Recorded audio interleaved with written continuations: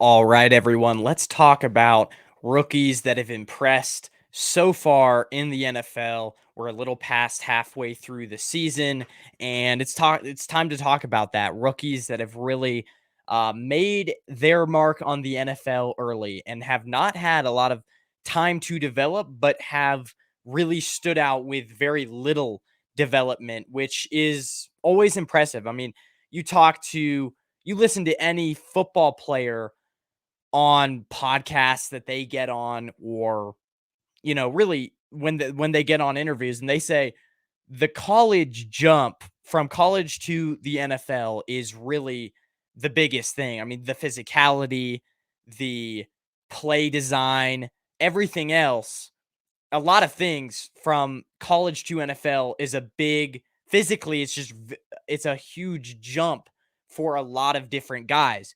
So when a rookie impresses in year 1, it's very impressive just to see that, because a lot of times, not a lot of rookies do that. I mean, when you get out of a draft, you'll have, 10 rookies that are really good each year, and out of 200 and something that are drafted. So it's impressive when you do stand out big. Let's go before we start off. Major rebrand, well, not major rebranding, but the Camper Report, we're going to get a new logo. By the way, thank you guys for helping me reach 500 subscribers. I think I'm at 513 right now. Continue to help this channel get to 1,000. Um, I'm trying to get 3,000 watch time hours right now, so I can get some perks. Basically, once you get to 3,000 watch time hours and 500 subscribers, you can start to advertise your t-shirts on your YouTube channel below your videos. And so I'm trying to get to 3,000 watch time hours right now.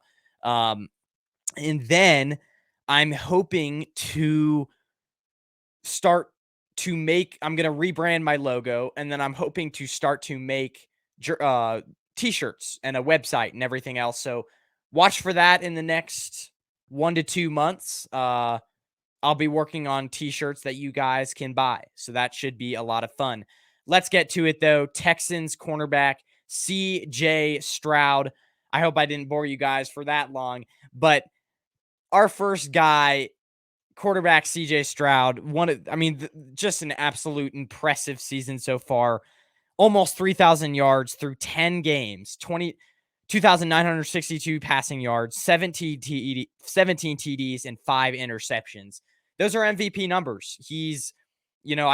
I'm not sure what his MVP odds right now are, but I think he's top 5 in the MVP race. The Texans widely were, before the season started, were considered one of the worst teams in the NFL.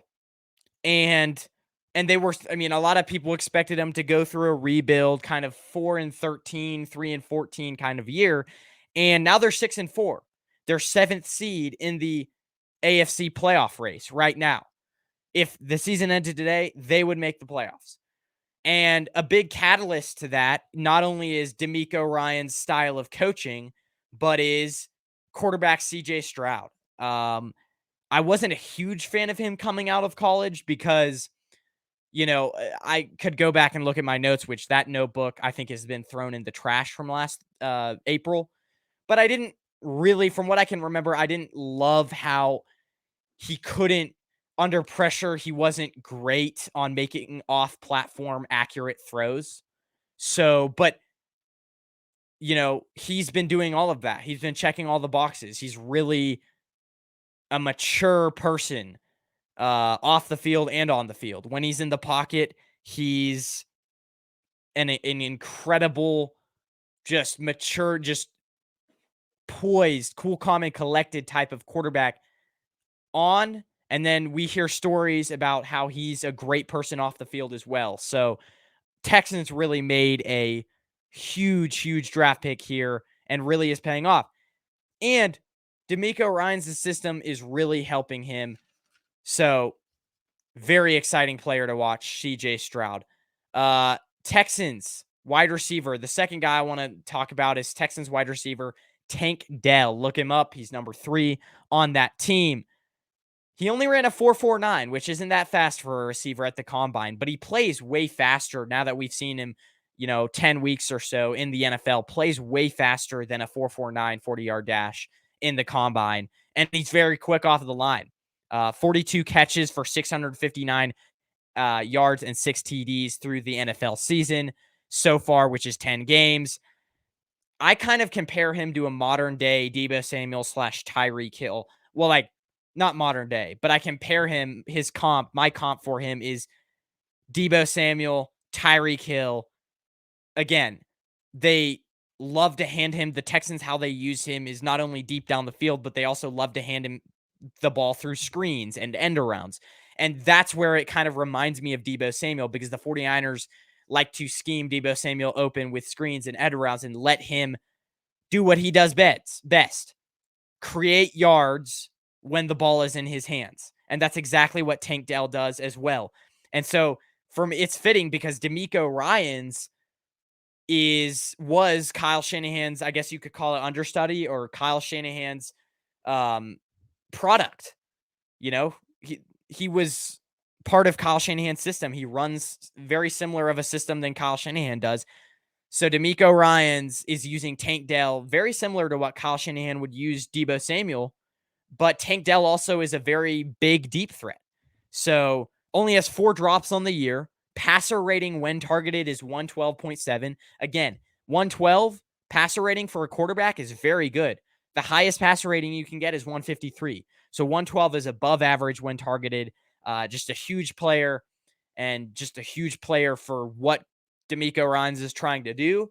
And it really helps CJ Stroud succeed tremendously. Immensely, not tremendously, immensely. Moving on. Eagles defensive tackle Jalen Carter. Again, Tank Dell. So real quick to recap, CJ Stroud came out of Ohio State, quarterback from Ohio State. Tank Dell was drafted out of Houston, I believe. And then we've got Eagles defensive tackle Jalen Carter. Any football fan that is pretty tuned in would know who this guy is. He was from Georgia, had a few off the field issues, was projected to go number 1 overall, fell to number 10 where the Eagles were picking. The Eagles picked him last year, 2023 NFL draft, at number 10 overall. So, I mean, I kind of call him the big equalizer on the Eagles defense. It's not Hassan Reddick. Hassan Reddick, he's the MVP on the Jalen Carter is the MVP on the Eagles defensive line. Last year it was Hassan Reddick. It's not really Hassan Reddick anymore. I mean, he's good, but it's not Hassan Reddick. It's not Fletcher Cox. The best player, believe it or not, on this defensive line, and maybe even defense, is Jalen Carter. Really just drafted out of Georgia, obviously 10th overall. Constant pressure up the middle for the Eagles. I mean, just when you're talking about pressure and getting pressure on the quarterback in today's NFL, not only do you need it on the edges, you need it in the middle, which is where Jalen Carter is located. He is a huge part of why the Eagles generate so much pressure. Against the Chiefs, had a 73.9 PFF grade out of a 100, which is where it goes up to for defensive tackles. Had just an amazing game against the Chiefs. Was in that game an MVP along the defensive line. Has had 5 sacks on this. And again, real quick, back to the Chiefs. They have one of the best offensive lines in the league, and was a big part of why Patrick Mahomes was running around all game. Has 5 sacks on the season already, which is, I could look right now. That is tied for 11th.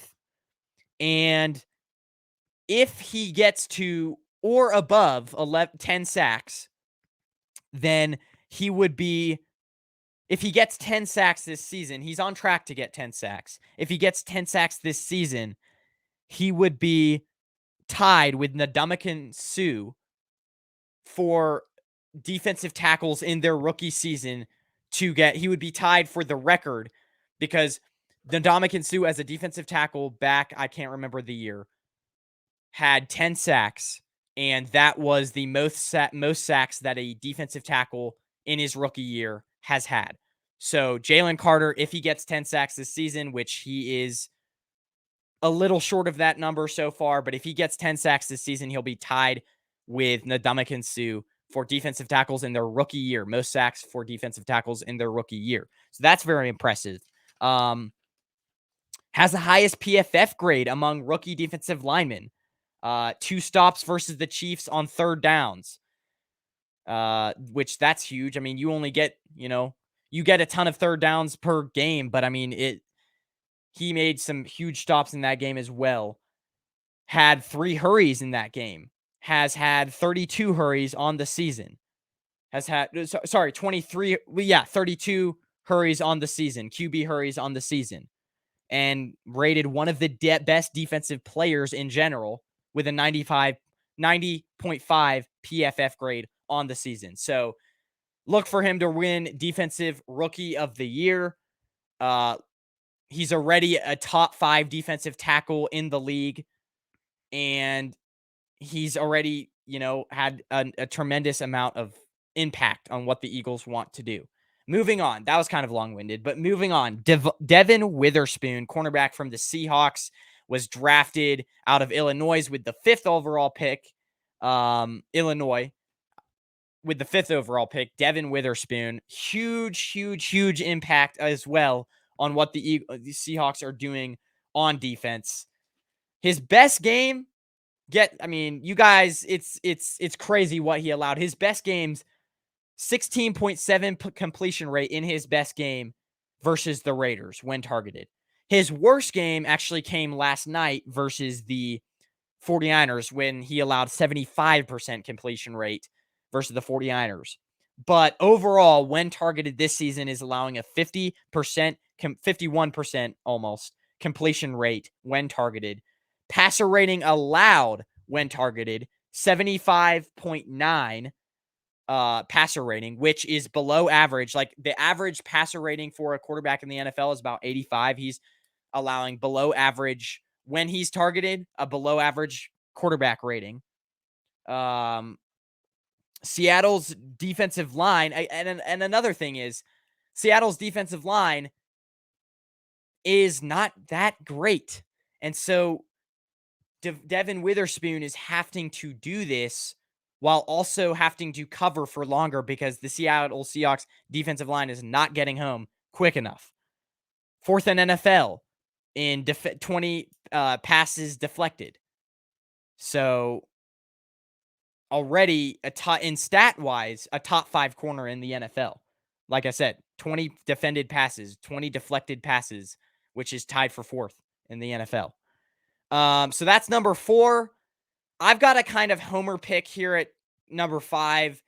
I know this probably shouldn't be on the list. I'm only doing 5 guys, and then I'm doing some honorable mentions, top 5 standouts this year for rookies. Then I'm doing some honorable mentions.